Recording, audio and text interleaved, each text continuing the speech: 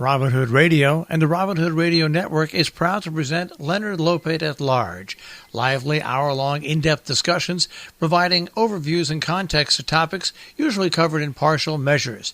His guests include leading thinkers, scientists, artists, economists, farmers, historians, authors, and politicians. Mr. Lopate is a Peabody Award winner whose numerous honors include 3 Associated Press Awards and 3 James Beard Awards.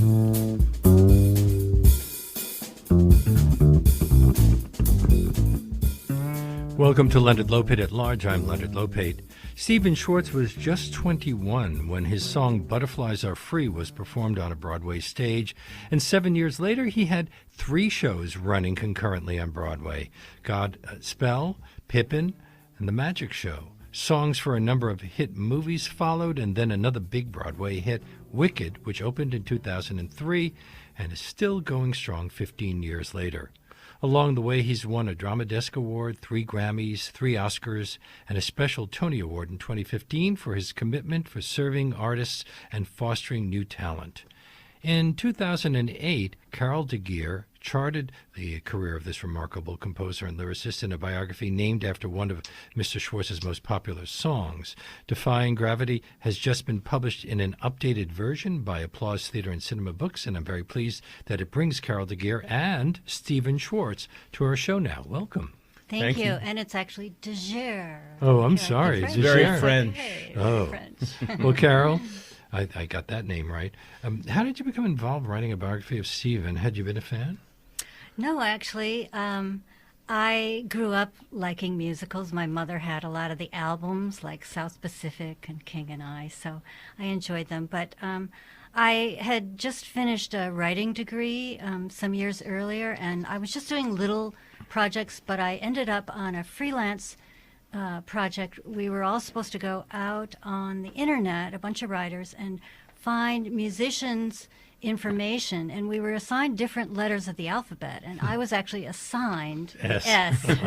And you had And a double S here. I discovered StephenSchwartz.com, and I'd been looking for a big project, and I was really interested in his work that I found there, and it just felt fascinating. He had some information about how he writes musicals, so I wanted to explore it further. And But did you have to approach him for authorization? Fortunately, he had his contact information there, and so I emailed him, and he wrote back. I said, "Could I write a book about you?" And he said, "No one to date has asked." So I claimed first dibs. She did. Isn't it risky to publish a biography when your subject still has years to go in his career? Well, that's one reason, of course, that we did the second edition, that he kept going and doing so many things. I should probably have stopped right after the book came out just to make your life easier. No, I'm happy you didn't. There's lots to tell. So how much have you added in this updated version?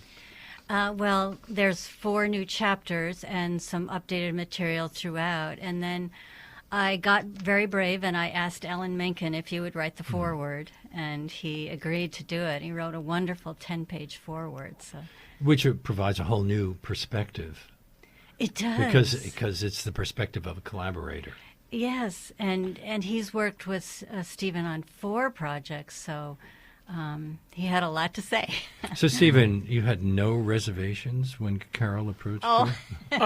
I did have a few, but when Carol told me what her approach was going to be, which was essentially, as she put it, a creative biography, that is, it wasn't going to go, poking around in the dark corners of my life, but instead talk about the work, and more interesting to me, and what I like so much about the book that Carol ultimately wrote, is that she talks a lot about the process. Creative process. Yeah, how exactly. things get done. Yeah, and I really admired that, and I haven't really read other biographies that have done that. So did you think that you might get some perspective on your own life in the process of Well, work it on is, this? yes, and I have. It is, it's like drowning and watching your life pass before your eyes. Carol now knows more about me than I know about myself, and sometimes when someone's asked me a question and I don't know the answer as to exactly when that happened, I can call Carol and say, like, when was that? And she'll be like, oh, yeah, that was 1976. Carol, in my experience in talking to artists, one of the things that they all think a lot about is process. So you can even talk to a novelist about working on a book that nobody's read, because it's really about how they came to write the book. Yeah, and that's so much of my interest. And one of the things that I found really helpful, I got this advice early on, is that when you're writing a book, you want to have one key question that you're asking, that everything kind of is wrapped around that, everything responds to that. And for me, I really wanted to know, how does Stephen Schwartz create? What can I learn about that, and then how can I use that information to help me create? Do you think it was unique, or doesn't he pretty much create the way other people who do similar things? Well, I didn't actually know how other people, I didn't know really how successful people did it. And of course, by then he already had a great track record. But one of the things that you did, Carol, which I really like, is ultimately you spoke with other people also about their processes, and you've included some of that in the creativity notes that you have sprinkled throughout the book. And I actually learned something from hearing what other people had to say. On the other hand, do you feel like you're giving out advice that you wish you had gotten when you started? Absolutely. Yeah, totally. I mean, a lot of this book and its point of view. The other thing I really like about the book is that it deals a lot, at least as much with failure as it does with success, and at least as much with obstacles and disappointment as with triumphs and exultation. And I feel as if so many biographies that I've encountered really, the subject sort of leaps from pinnacle to pinnacle like a mountain goat. Mm-hmm. And Carol explored a lot of the valleys as well. Because the big surprise of the story, and perhaps it applies to a lot of artists, is we assume after all of the initial success at a very early age that things just went up and up and up. And then, as we will discover as we talk about the story, it didn't really work that way. Didn't work that way, although you kept on recovering. So let's get to the story. Where did you grow up? I am a Long Island Jewish boy and grew up basically in a town. Literally, I grew up in a development of Roslyn Heights, which was called South Park. So I am an ex-South Parker, and just went. You're connected to animation. If only I'd known then, I could have gotten started a lot sooner. But yeah, and then I went to Mineola High School, which is public high school, smack dab in the middle of Nassau County. And was yours a musical family? Not at all. No. How old were you when you started playing the piano? Well, I was very. I was a musical kid. The music gene, as we know, presents early. It's inherited. I can't really take any more credit for it than I can for my eye color. But it shows up very early if a kid is going to be musical. Hence the large number of musical prodigies.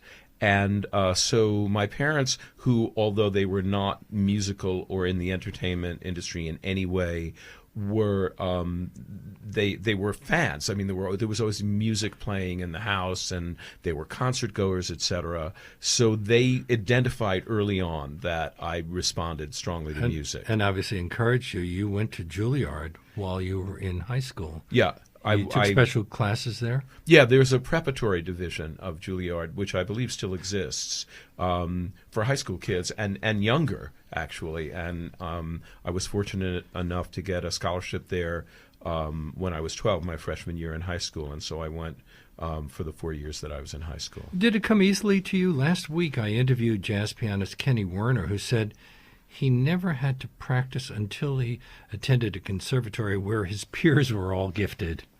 I think music, yes. The short answer is yes. I sort of always had music inside me. I was a bit lazy about piano technique, to be honest, until later in life. And to some extent, I regret that I wasn't more rigorous when I was younger. But music just was always flowing around in my head. And then, what's the relationship to musical theater? Do you remember the first show you saw? I can tell you that story. It is in Carol's book rather vividly and amusingly described. My parents happened to live next door in South Park to a composer whose name was George Kleinsinger, and who had written a couple of successful, what we would now call concept albums, including Tubby the Tuba, which was very popular. I owned that. Well, there you go. That was George Kleinsinger. And he also wrote, as a concept album, an adaptation, a musical adaptation of the Archie and Mehitabel stories of Don Marquis, which had been published in the New Yorker.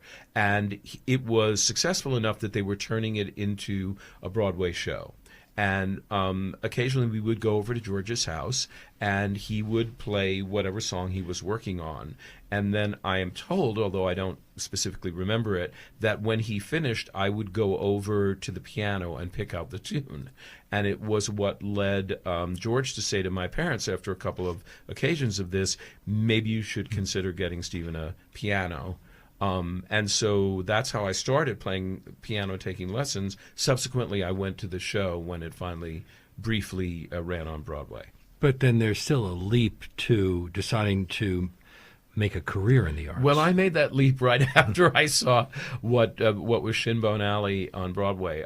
As many people who wind up going into theater, and especially musical theater, do, I think you have that moment of falling in love, and it's usually at first sight. And my first sight of musical theater was that show, and that was it for me. You also skipped a couple of grades in school? I did. No, I went through the SPs here in Brooklyn, and it ruined my life for years because when I went to college, I was younger than everybody else. I was always younger than everybody else. Me too. Now I'm older than everybody else, but at the time I was younger than everybody else. It's interesting you said that, Leonard, because it did present some problems, particularly sort of social adjustment problems, because you're at an entirely different stage, at that time of your life than other kids who are 2 years older than you are. But I can't say I regret moving through school more quickly than I might otherwise have done. And did you do theater when you were in high school? I did. I was a member of a thespian troupe, I believe 276 or 476. As an actor? I did, yes. I was a terrible actor, but nevertheless, I did make appearances. I played Mr. Franck in the Diary of Anne Frank with some nice white shoe polish in my hair. And I was also allowed to direct a show. So I directed a production of Agatha Christie's And Then There Were None, where I restored the ending of the novel where everybody dies instead of allowing two of them to survive. What led you to attend Carnegie Mellon University? Isn't it primarily an engineering school? No, actually it has a really famous theater school. And the truth is, I didn't really know about it. And again, Carol deals with this in the book. This is an example of failure. I applied to Harvard and Yale, and I didn't get into either of them after having been told, oh, you have high board scores, you're going to get in whenever you applied. I didn't. And so... Because you were so young? Who knows? Yes, maybe. Or maybe in the interview they just sensed I wasn't a good fit for them. My son went to Harvard years later, and so I finally got to experience a Harvard graduation, though not my own. But the point is that I was now, almost ready to graduate high school, and I had not gotten into college. And my dad was doing some work for the then New York World's Fair, the 64 World's Fair. And one of the pavilions that he was doing some work for had been designed by the famous set designer Joe Milesiner. And one day he was talking to Joe's assistants about his son who was interested in theater but had not gotten into college. And they said, oh, he should look into Carnegie Mellon. And so I applied there and got in. Carol, Stephen went to college in the 1960s. Have you detected any counterculture influences, social or musical? Well, he once said that Carnegie was the 60s squared, meaning it was really very much the rebellion scene. And likewise, I was in Madison, Wisconsin, and I was a hippie flower child. And I think one of the reasons why I like Stephen's music is that we listen to some of the same the musicians when we were both young. So there was, at first for Stephen was the Motown influence, but then we both listened to the singer-songwriters, especially Joni Mitchell was a big favorite of mine, and Paul Simon and James Taylor and people like that. And some of Stephen's musical theater sound was actually sculpted by those singer-songwriters, as well as by some of the folk music that we had both heard. Peter, Paul, and Mary was popular, Kingston Trio, people like that we both heard from our parents, I think. And so some of that influences his musical theater style, I think. I'm speaking with Carol de Giere, who is the author of a biography called Defying Gravity, and with us is the subject of that biography, Stephen Schwartz. This is Leonard Lopate at Large on WBAI New York 99.5 FM. Did you feel liberated in college? Did you feel that it was a good time to experiment? I did. I felt completely liberated in college when I got to this wide open environment, from my relatively conservative Long Island public school, high school, and, suddenly I was there and there were all these artsy types. I mean, it's the school that Andy Warhol had graduated from some years before I was there. But, there were painters and architects and designers and theater majors. And, I remember that, I could indulge in all these affectations. And during my freshman year, for some reason, I wound up always wearing a cape everywhere I went. So that's... Well, other people were wearing suits. Right. The engineers were wearing suits and I was walking around in a cape and, like some silly floppy hat. And what was the Scotch and Soda musical club? That was a great experience and influence for me. There was an extracurricular organization at Carnegie called Scotch and Soda, very collegiate name, that produced an original musical every year. And I learned about this during freshman orientation and signed up and was lucky enough to get, after auditioning some songs, to become one of the co-writers of the show. And I wound up writing the show, or co-writing the show, all 4 years that I was there. And the third year, my junior year, the show was called Pippin, and it was the precursor of what became Pippin. There was What's-Her-Face.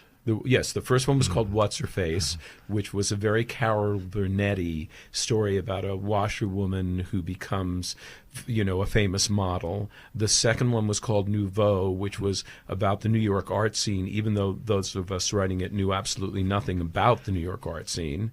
Then Pippin, and then my fourth show was a terrible one-act opera called Voltaire and the Witches, which was all about the conflict between the Apollonian and Dionysian modes of thought. Ooh. Again, very, very collegiate. Now, you were writing both the music and writing the lyrics? I started out... Because you were trained as a musician. Yep. Did the lyrics just come? Well, I started out just writing the music, and there was a lyricist for What's-Her-Face who was at the time named Iris Ratner, but actually grew up to be Iris Rayner Dart, who wrote the novel Beaches, among other bestsellers.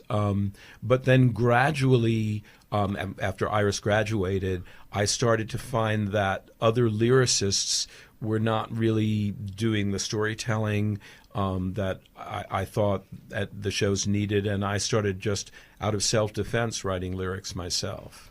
So, did they come easily? No, they were because the cliche question is, what came first, the lyrics or the music? I would assume in your case it was the music. Well, now it isn't so much. Now it goes back and forth. But yes, at the time it was. But lyrics I still find challenging. I sort of say that music is an art in that it sort of just flows. Lyrics are a craft, and it's sort of like the difference between painting and making pottery. Well, it's like you can sit down at the piano and let your fingers go freely, but when you sit down with a piece of paper, that doesn't happen. You actually exactly have to figure out what you're going to write. So you say Pippin, you did Pippin. How did that inspire any professional interest? Yes, what happened was I got a letter my senior year from a young man in, well, I didn't know he was a young man, but from a guy in New York saying that he was a producer and he had heard the little album that we had made of Pippin Pippin and thought it had promise, and would I be interested in developing it after I graduated from college. And I, leapt at the chance, and it turned out he wasn't actually a producer, and he lived in one of those, sixth floor walk-ups down in the Alphabet City where the bathtub doubled as the dining room table. Yeah. It was sort of glamorous like that. But nevertheless, I won't tell the extended story, but it is in Defying Gravity. Through that contact, I ultimately got an agent who ultimately brought me two real producers, one of whom turned out to be Stuart Ostrow, who produced the show.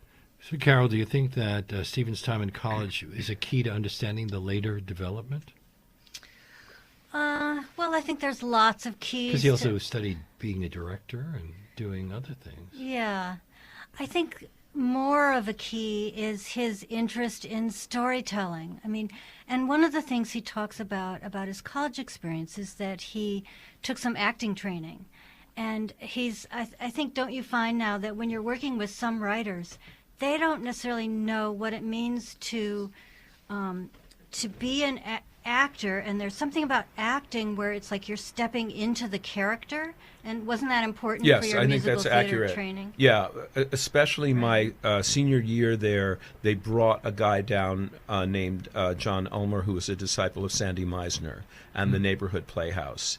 And that was revelatory to me in terms of what you need as an actor in order to bring something to life. So even though I was and remain a really terrible actor, I understood what actors needed, and it very much influenced how I write. And directed, I assume.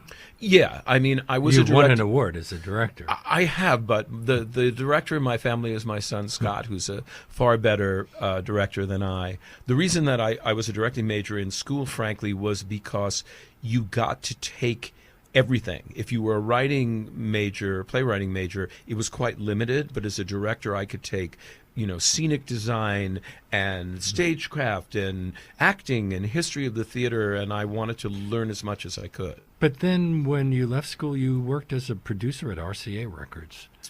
Yeah, was that the job that was available? That's what yes, I was very fortunate to get that job since I had absolutely no experience and really not much skill, but it was the time when the record companies were recognizing this new sound, and the executives were of an age that they didn't really understand it. So that's when Columbia signed Bob Dylan, and after having been years of being very legit and very classic musically oriented. Exactly right. It was the turnover to whatever you want to call it, pop. RCA had rock. Elvis. Yeah, but Elvis is sort of a different era. Mm. This was when they were starting to find the groups and sounds that became, the rock music of the 70s. But you were very young. Do you think part of your appeal was that they thought you might give them an insight into what younger audiences wanted? I think that was my entire appeal, because it certainly could not have been my vast experience, which didn't exist. It was just so fortunate, though, that he had that, because ever since he's been producing his own cast albums, pretty much, except for maybe the Godspell movie. But I did that too. Okay, yeah. So working with Elliot and it was very, very helpful to me to learn so much about the studio. I basically learned about the recording studio on RCA's dime.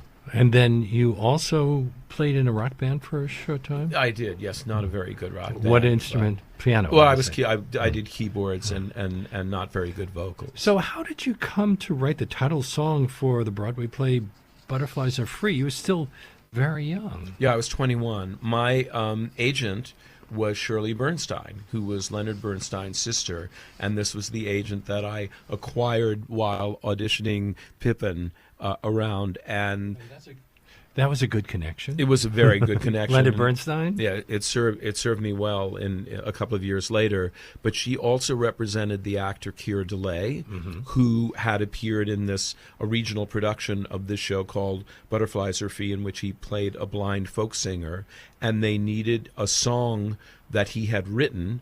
And she sent me the script and said, why don't you write a song and submit it on spec? And I did, and it was chosen. And I was then paid the princely royalty of $25 a week, which to me was amazing for the Broadway run. Are you still getting royalties on that? Actually, I am, because they made it into a very successful movie, and which shows up on television every now and then. How did you come to work on Godspell? You're a Jewish boy. Did that? Well, among the producers for whom Shirley, or to whom Shirley took me to audition the score for Pippin, were Edgar Lansbury and Joe Baru. And they were not interested in Pippin. But about, Carol, you know the chronology better than I, but several months later, out of the blue, I got a phone call from their office saying that there was this show off Broadway at the Café La Mama called, I think it was called The Godspell at the time, and that they felt it had commercial potential but needed a score. Would I be interested in writing it? And did it help that you weren't there from the beginning, that you could be a member of the audience and try to figure out what would go well where? It helped enormously. And the other thing that helped, as you pointed out, my being, a Long Island Jewish boy, was I really didn't know these stories. I mean, obviously I knew the Jesus story because it's an American story, so everybody knows that now in America. But I didn't know all those parables. I'd never heard, the prodigal son, and I'd heard of Good Samaritans, but I didn't know that parable, etc. So seeing this, I could really respond, just as you say, Leonard, as an audience member, and be able to say, this works, that one not so much. And one of the interesting things about it is he was able to actually see a version of the show at La Mama, and so he could tell what worked and didn't work. But also, I think one thing he brought his talent. Stephen is particularly good at developing songs that have a build. So a lot of the songs that had been in there at La Mama were just pop songs that kind of stayed in the same tempo, so they threw them all out. All but one. All but one. Stephen knows how. Like "Bless the Lord" is a great example of a song that starts and keeps growing and growing, and the audience gets so excited by the end. It's. Were you collaborating, or was this all just you providing songs for something that was already there? Well, I collaborated with the director who had conceived the show, John Michael Teblak. The reason I ask, Carol, is why do you think Stephen usually works so well with his collaborators? Why does he work well? There were rocky events as well, but... well, with directors. I always get along with the writers. Yeah, I think he's a good partner with writers. Well, again, I think in this industry, you're telling a story, and in this case, you're telling it with music. But I think Stephen has a really good sense of storytelling. So you're sitting down and you're figuring out what do I want people to. What's the arc of the story? What's being told over time?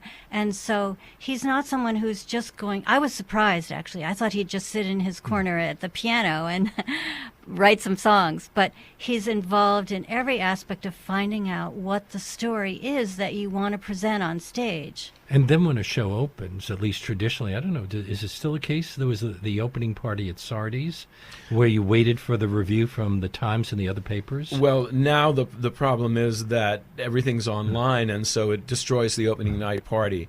But yes, but at the time, that's exactly what happened. We would go to Sardi's, and around 11 o'clock, the reviews would start coming in.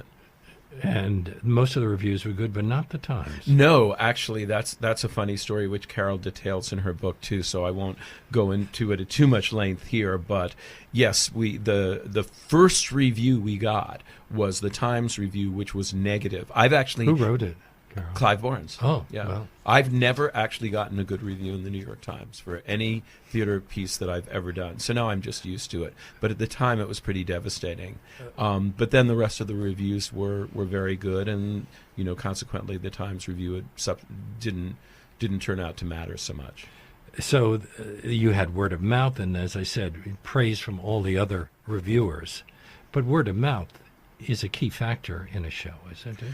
Completely, and it's becoming more and more that way with the power of the internet and people posting their own reviews and ideas, which I actually think is a welcome thing. You think the Times has something against you? They have always given you lukewarm reviews. In fact, they didn't give you a rave for Wicked, Yeah, and they here didn't you like are 30 years later with Wicked. Yeah, they didn't like Wicked either. I don't think it's personal at all. I think it's a sensibility. I think, the kind of work that I do, and in a lot of ways the kind of work that I like is not to the taste of the New York Times theater critics for whatever reason. I used to worry about this a lot, and I no longer worry about it. You're listening to Leonard Lopate at Large.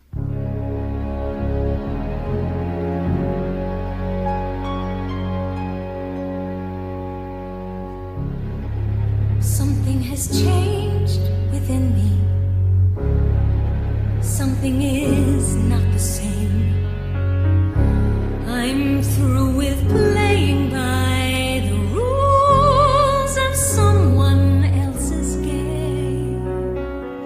Too late for second guessing. Too late to go back to sleep. It's time to trust my instincts.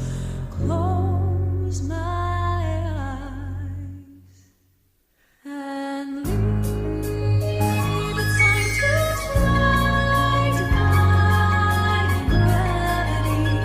I think I'll try defying gravity, and you can't pull me down. I'm talking with Carol Giere, the biographer of Stephen Schwartz, about Defying Gravity, the biography she has written of him.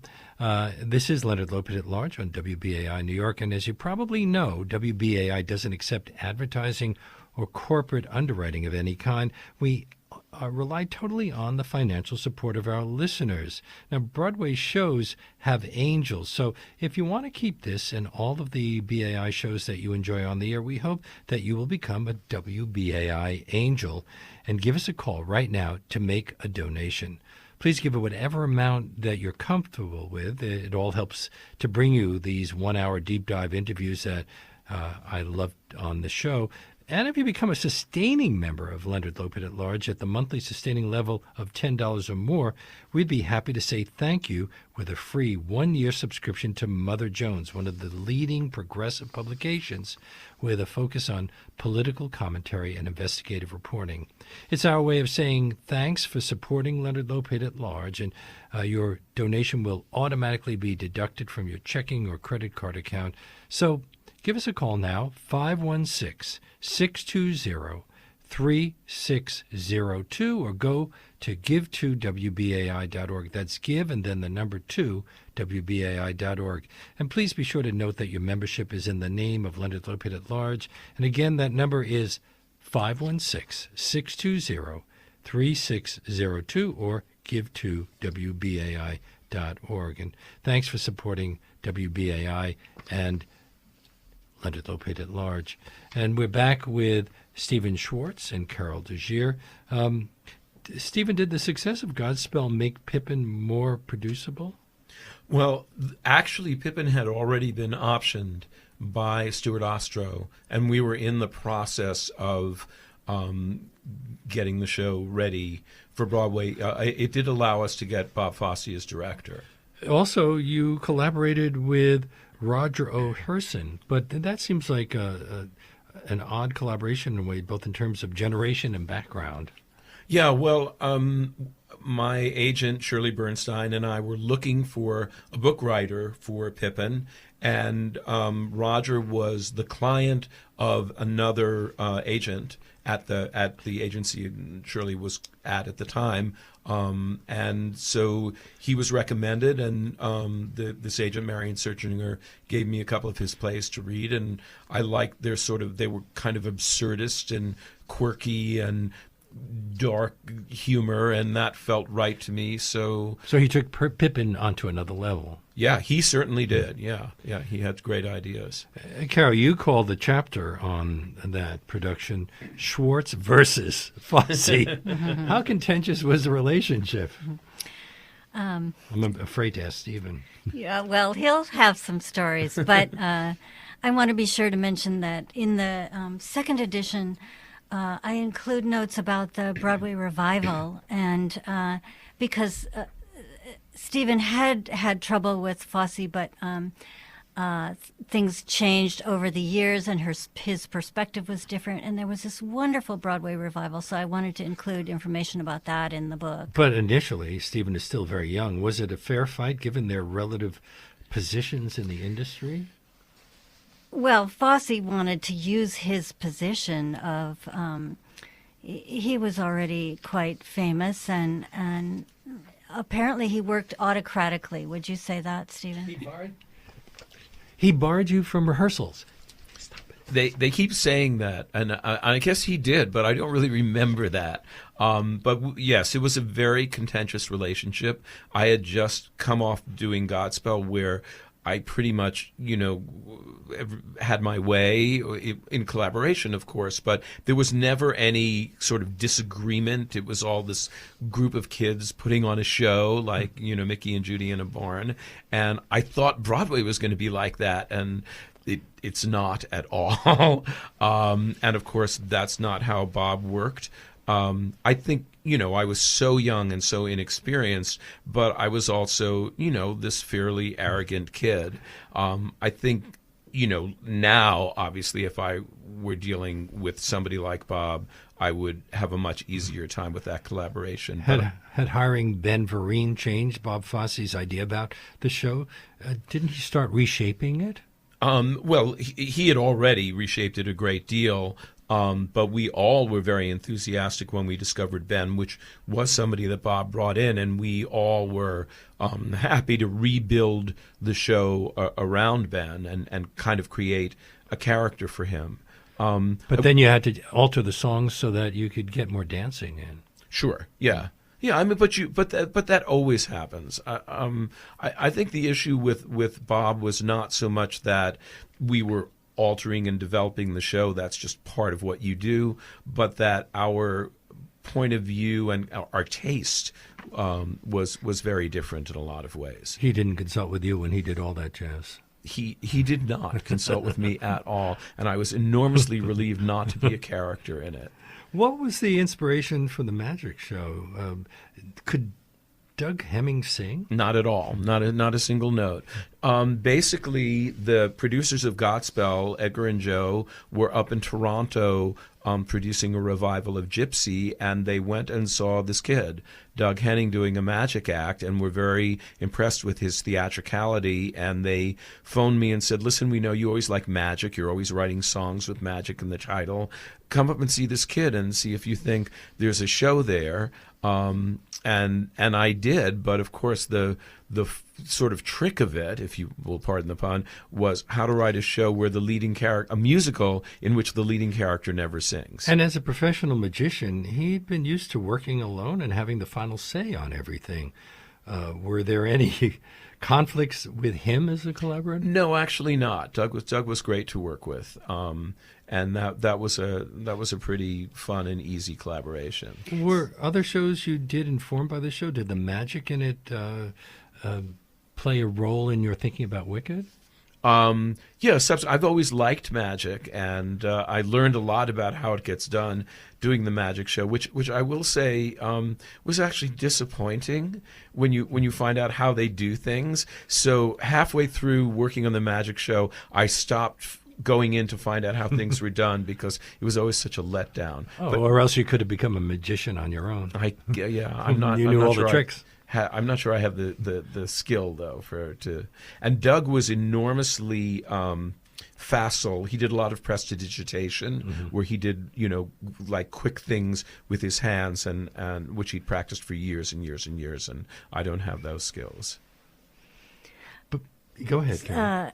Stephen wrote some amazing songs for that were then used in cabarets a lot. Lion Tamer. And also West End Avenue. I had a chance to interview Dale Souls, who was Doug's assistant. She had to be the one to twist up and hide inside trunks and things like that. Don't tell. It was fascinating, but unfortunately, this was one of the things I had to learn as a biographer. You're going to interview someone for an hour, hour and a half, and you may only be able to use a couple of sentences, if that. And so part of the creative process, of course, is learning when to let go, and I had to let go of some of those great stories for the second edition. But in the first edition, there's And this some is more not a Dale thin story. book. Yeah, well, this is 512 pages. You devote a section of the book to the years that followed the Magic Show, 1974 to 1991, and we mentioned earlier that there were years of struggle and professional disappointment. Yes, he had his second act, that I call it. So First, there was The Baker's Wife, which started with a lunch with Neil Simon. You would think that would have been a monster hit. Well, yes, except Neil Simon didn't wind up doing it, though another wonderful writer, Joseph Stein, did wind up doing the show. But yeah, it was one of those shows that just had, this torturous, out-of-town, lengthy run where people kept getting fired, and it was one of those proverbial things that led somebody to say that if he could punish one of the great villains of history, it would be by having them be out of town with the musical In Trouble. And with Topol doing the starring role. Exactly. But the cast album became a big hit, despite the fact that it never made it to Broadway. That is true, and gave the show a big life ultimately thereafter. The first of a few shows of mine that have failed initially but gone on to have happy afterlives. Well, you seem to be attracted to unorthodox projects. For example, making Studs Terkel's book Working into a musical. Now, you're creating a non-fiction musical in that case. Yeah, it's a documentary musical. I think I was somewhat influenced by a chorus line, which I very much admired and which had preceded Working. And so I was interested in the whole idea of, as I say, a documentary musical. And I came across the book, and I was fascinated by shining a spotlight on people, characters, careers that normally we are invisible to us. And you encourage the cast to be part of the creative process. Absolutely, and we did workshops where they would bring in ideas of how to theatricalize the interviews. How did James Taylor become involved in that? I asked him. I went around, and I became aware fairly early in the process of developing Working that for me to write the entire score meant that I was going to be basically writing pastiche a lot of the time and imitating other writers in order to get the authentic voice for the characters. And it occurred to me, in the interest of authenticity, to go to the people who wrote that way and invite them, one of whom was James. And it was a failure, which is got to be embarrassing because it's in public. Oh yes, theatrical failure is extremely embarrassing, and you feel like you're walking down the street with a big black mark on your head, and everybody's looking at you, which of course is not true, but it feels that way from the inside. Did it help you at least that you won a Drama Desk Best Director Award for Working? A little bit, but I was pretty burned out by that point with the experience with Baker's Wife and Working had not yet had the resuscitation that it has subsequently had. And that was my period of sort of retreating from the world, which Carol also writes about. But then you wind up working on animated films. Yeah, well, that was many years later, Leonard. But yeah, I was fortunate enough to get a call from Alan Menken, who was a friend of mine. Mm-hmm. We played tennis together and kind of knew each other because we live up near each other upstate. And he had lost his longtime writing partner, Howard Ashman, to AIDS and was looking for a collaborator. This was during his heyday at Disney. And I had actually gone back to school to get a degree in psychology. And I thought, well, I've done my theater show business thing, and now I'm going to pursue this other career. And then Alan and subsequently Disney called, and that was the end of my career as a psychologist. But you had to change your approach. After all, you had been a composer lyricist, and now you were being asked to just write the lyrics. Was it difficult for you to separate the two? Not really, to be honest. I had a little bit of experience working with Leonard Bernstein on the Bernstein Mass and on an unsuccessful Broadway show called Rags, where Charles Strauss wrote the music. So I had done collaboration. Alan and I just sort of hit it off and developed a process very quickly of how we would collaborate. Basically, we would work music first, and consequently, because I had the music, I'd go home and I would play it over and over again on the piano, as I was developing the lyrics, and it just became, I internalized the music. It didn't really matter who had written it. It was just the music, and so, I also liked the music. One of the things that Alan also says is that when people say, do you do music or lyrics first? And he says, you start with the assignment. And so really you're figuring out in the whole arc of the story where these songs need to be and what they need to cover, what the characters are expressing. And don't you also usually start with the titles, Stephen? Yeah. So that crystallizes what you're doing. It does, for both me and for Alan. I would assume that it's something frustrating, and having you might very well have written different music for your own lyrics. I would have, but do you ever sit down at the piano and do your version? No, it was really, you have to believe me, Leonard, it was really not frustrating. I liked the work with Alan. I liked the music to which I was setting lyrics, and it just wasn't the job, so I didn't worry about it. The job was to do this collaboration, and I enjoyed it. And did you imagine that your career was going to be in animated films from then on? Because you did. You worked on The Prince of Egypt, although that I think that I did do music and lyrics for. Yeah, but that cost you Mulan. It did, yes. I got fired from Disney for going to DreamWorks. The betrayal of going to do a job with DreamWorks. With DreamWorks. But yes, I was having a very happy Hollywood career and enjoying that, and away from the exigencies and miseries of Broadway. And then someone told me about this book called Wicked. But after you won an Oscar for Pocahontas, did you imagine that you'd ever return to Broadway? No, I had no intention of writing for theater again. I was very happy out there in Hollywood doing the movies. When you worked for Disney, you could do research by traveling to where the story took place. Well, for Wicked, how do you research Oz? Yeah, if only. Wouldn't that have been nice if we could all have gotten in a little house and been blown by cyclone there? But unfortunately, that no matter how much I waited for the cyclone, that didn't happen. Pippin had been inspired a little by The Lion in Winter. Do you see an element of Rosencrantz and Guildenstern in Wicked? Completely. Rosencrantz and Guildenstern is so influential on me, the Tom Stoppard play. I feel like I very frequently do something based on that idea of taking a familiar story or familiar characters and spinning it and coming at it from another point of view. And Wicked is, clearly heavily influenced by that Rosencrantz and Guildenstern technique. But I'd imagine the structures and demands of a play and a novel are so different that doing an adaptation might be difficult in deciding what you'd keep in and what you'd have to leave out. Well, that was one of the most amazing things, that Stephen had actually read the novel before he started working with Winnie or with Mark Platt, the producer. He really went through the novel and conceived how do you take a 405-page novel and make it into a 2.5-hour show? And he wrote an outline, and I actually included the outline that he wrote in the back of the book.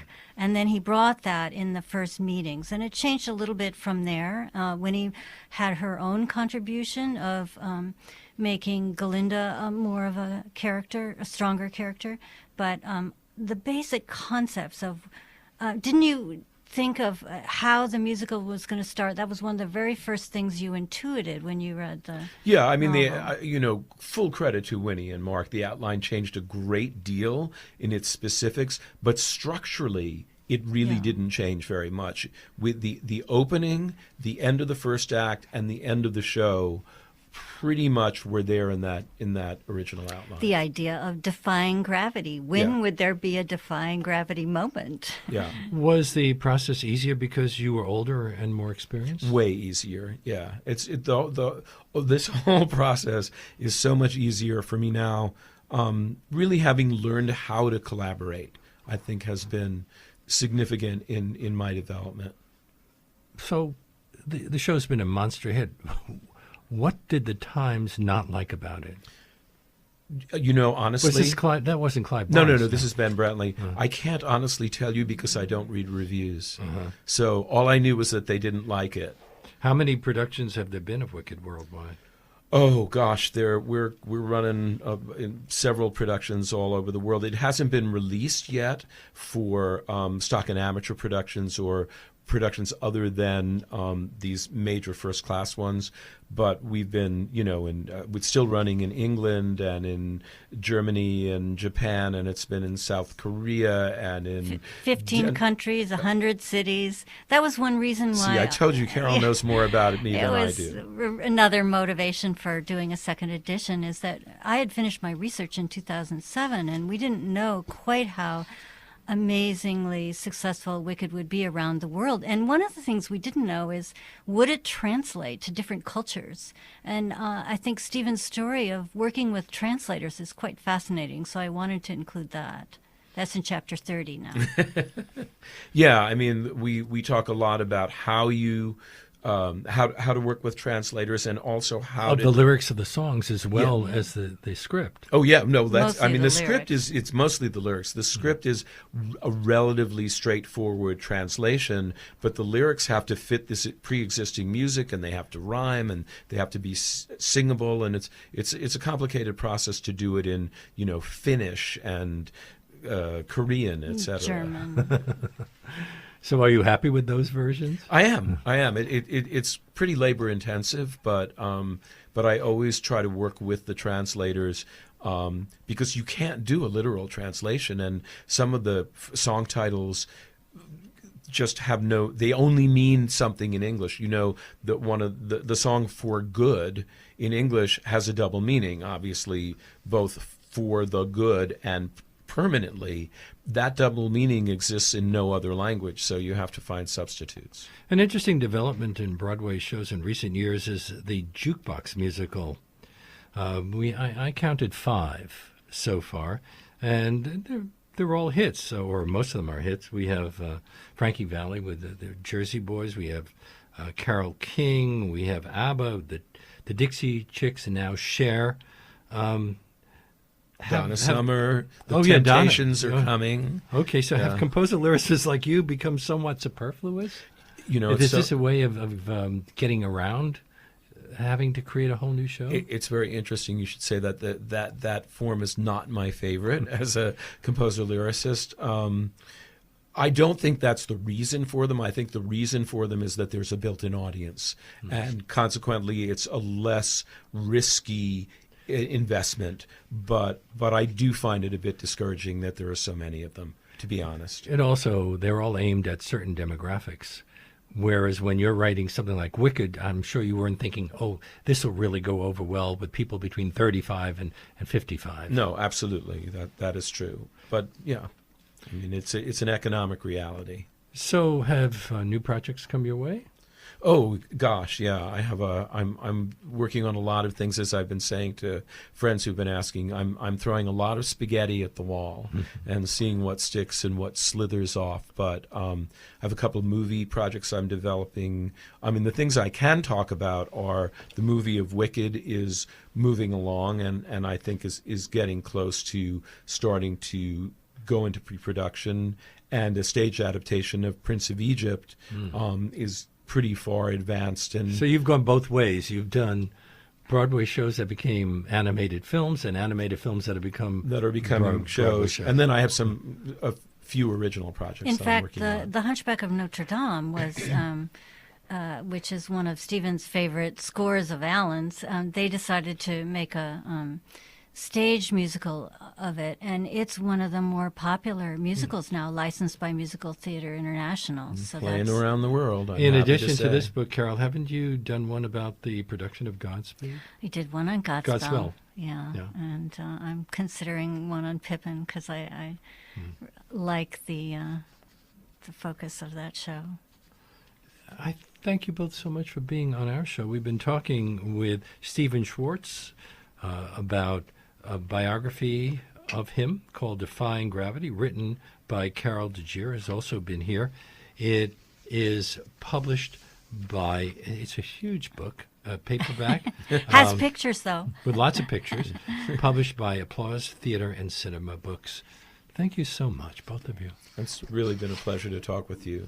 And people can meet us online at stephenschwartz.com and caroldegiere.com. And isn't there I understand there's also a digital version of the book that's There will be, coming. not yet. But. So that brings us to the end of the show. My great thanks to Stephen Schwartz and Carol Giere, to Fran Higgins, who produced this segment, to my producer Jesse Lent, who was at the audio controls today, to Charlie Morrow, who composed our theme music, and to Kevin O'Donoghue, Nasima, and Alex Gomez of the Positive Mind Center for allowing us to use their wonderful broadcast facility today. Leonard Lopate at Large comes to you on Saturdays at 4 and Tuesdays at noon. You can subscribe to Leonard Lopate at Large podcast on iTunes and by clicking on Robin Hood Radio's archive program site, which is robinhoodradio.com. You can also check out Leonard Lopate at Large Facebook page. We hope to see you next week.